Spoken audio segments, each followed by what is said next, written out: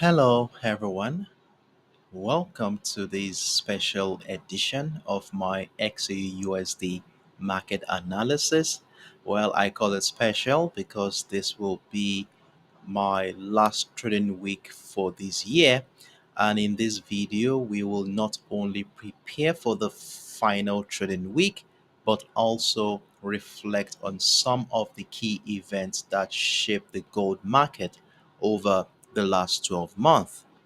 Well, it has been an extraordinary year for gold, with price action driven by a mix of geopolitical tensions, economic uncertainty, and evolving central bank policies. For me, the weekly time frame capture precisely the evolution of price action through the course of the year. And of course, looking at what I was able to detail on this chart, you will see that the market has been bullish since the beginning of the year. Now, early in the year, there was this concerns over a potential US recession and persistently high inflation, which made gold the safe haven asset of choice for majority of market participants, with the $2004 zone becoming a strong demand area for the first 6 to 7 weeks of the beginning of this year, as you will see, capturing between the month of January and February. Now, the momentum continued during the later part of February, and we saw by May, gold reached historical high, crossing that 2,430 and $2,400 area for the first time in the history of gold. Now, this surge was driven by increased demand from central banks, particularly in Asia, and a weakening US dollar. However, the bullish momentum was short lived as profit taking and a slowdown in Chinese central bank purchases prompted a sharp correction, which led into something that looks like a consolidation phase, as you will see here. And this lasted for about 2 months, thereabout, I think, between the month of April and July. So we saw this happen for a while, and then the second half of the year saw a shift in sentiment as the Federal Reserve hinted at a potential interest rate cut, keeping the market in suspense for a while. Meanwhile, escalating geopolitical risk from the Ukraine to the Middle East underscored gold's role as a hedge against uncertainty. While Asian investors traditionally buy the dip, their behavior this year leaned towards more of trend following, which further fueled gold's volatile swings. As you will see, price broke out, retested that range bound structure during the month of August, and this led to the significant move to the upside. Well, October was unforgettable, and in fact, it is a pivotal moment in the history of gold. The price of gold reached a record high um, of $2,790 area right in the month of October, as you will see right here, only to face a dramatic pullback about a week afterwards. Now, what was the trigger of this pullback? Well, Donald Trump's victory in the US presidential election, which strengthened the US dollar as the market participant adjusted to the prospect of new policy direction. Now, this rally in the dollar highlighted the classic inverse relationship between the US dollar strength and gold's value, leading to that significant price drop into the $2,550 zone. Now, in the last 3 to 4 weeks now, we have seen a situation where price had continued to oscillate within that 2007 and 2550, sorry, to emphasize the prevailing uncertainty as market participants look forward to the Federal Reserve interest rate decision coming up in this week. Now, as we approach the end of the year, amidst this Federal Reserve interest rate cut expectation, the question remains, can gold sustain its gains, or are we on the verge of a consolidation or even a significant sell off as markets react to the potential policy shift of the incoming Trump administration? In this video, we are going to be analyzing the current chart setup from a technical standpoint to uncover actionable insight for the incoming week. Now, before we proceed into the details, please note that this video is for educational purposes only. It should not be considered as a financial advice. Please conduct your own research or consult a professional financial advisor before making any investment decisions. So, with that said, let's jump right into the action and see what the charts have in store for us next week. Now, before we go into the details on the 4 hours time frame, it is important that we keep tabs with the fundamental factors that will be influencing the sentiment in the market next week. This economic data often manifests on the chart in technical patterns and price movements, and by monitoring the economic calendar, we can identify potential correlations between key economic releases and specific technical patterns on the chart. Now, based on the asset we are looking at for this week, we are going to be focusing on high impactful event from the United States economic docket. In fact, this week is quite a busy one, and we are looking at a bunch of impactful events for this week. Now, the first event for this week is coming in on Monday, December 16th, and we are looking at the S&P Global publication. Now, this is data that offers key insights into the health and performance of the service and manufacturing sector of the US economy. You see, this report takes into account data such as business activity, new orders, and employment levels. So the timing is 2:45 p.m. UTC on that particular day.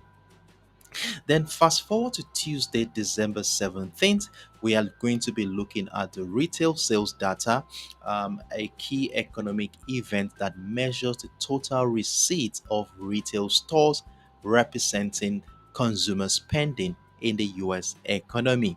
So literally, it provides us an insight into the health of the economy and consumer confidence as well, influencing expectations about future economic growth. Then on Wednesday, which is one of the major events we are looking forward to this week, is the Fed's interest rate decision, the outcome of the Federal Reserve's meeting, where they will decide whether to change or maintain the current interest rate. And in fact, there is a huge expectation that there will be a 25 basis point cut for by next week. So everyone is definitely looking forward to this event. Then we also have the Fed monetary policy statement, another very important one, a comprehensive assessment provided by the Fed detailing the economic outlook and the rationale behind monetary policy decisions.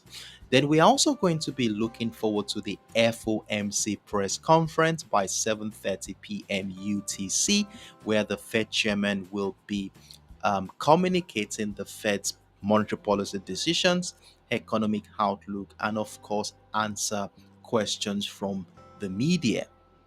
Then on Thursday, December 19th, we are going to be looking at the GDP annualized for quarter three, expressing an annual growth, of course.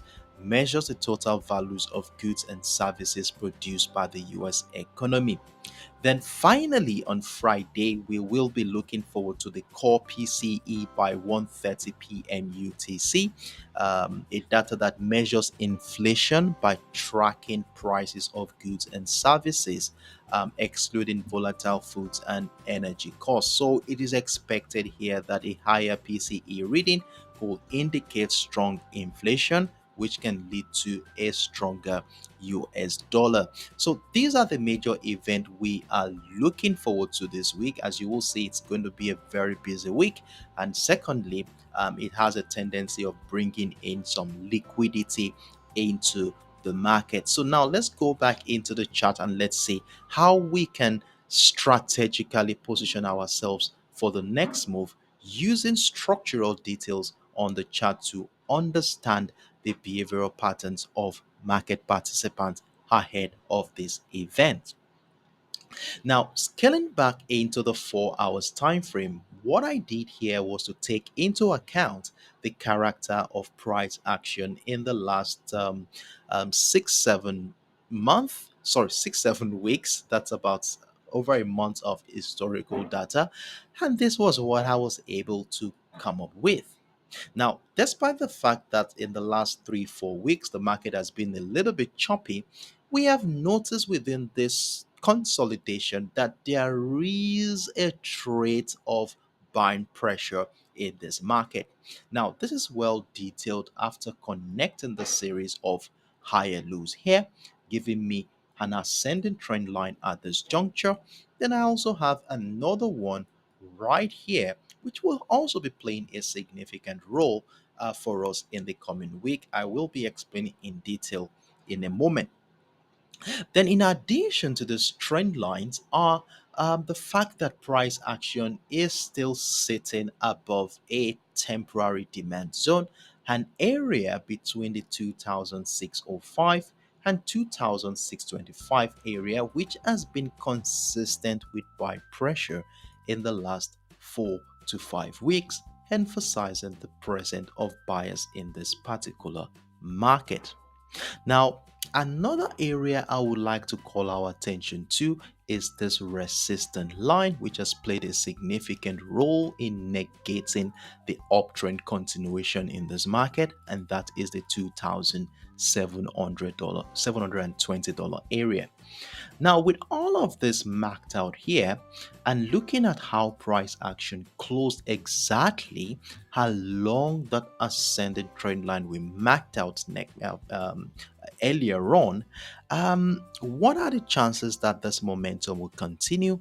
Or will there be room for sellers to come into the market? So the question now is, will price action respect this ascending trend line to continue the uptrend scenario? Or are we going to be seeing a situation where this ascending trend line will be breached, broken, and retested to incite a sell off to the downside? Now, to help us navigate this crucial juncture, I have my key level for next week situated along the $2,650 area. Now, look at how beautifully this zone here had played a significant role in determining the direction of price action in the last 4 to 5 weeks. Now, during the early week of the month of November, look at how this area was a strong demand zone before it was breached and broken to the downside. Now, later in the month of November, we saw price break out of the structure, broke it down again after about a couple of days, and then this whole area became a significant choppy situation for the market, and we saw price break back above the structure at the beginning of this month. Now, price is back into that area. Look at how beautifully it had continued to decide whether price will go to the upside or not. Now the price is back into the 2650, a level which interestingly shares a confluence with this ascending trend line. I would like to exercise patience at this juncture to monitor price action at the beginning of the week, maybe the first 8 to 10 hours of the week, to see how the market is going to be reacting to this 2,650 level. How are we going to find a structural detail that will support an uptrend continuation, maybe in the form of a double bottom structure, inverse head and shoulder pattern, where the breakout of the neckline will be a good confirmation for us to continue the uptrend move? Or are we going to see a situation where this trend line will be breached to the downside, retested to inside a sell off? So it could be a temporary one or a permanent one. So, what I will be doing to sell if I see a breakdown retest of the structure is to ensure that as soon as price gets into that demand zone, we move all stop losses and secure this position while we continue to monitor price action around that demand zone if it will continue to the second ascending trend line or inside an uptrend from this particular area.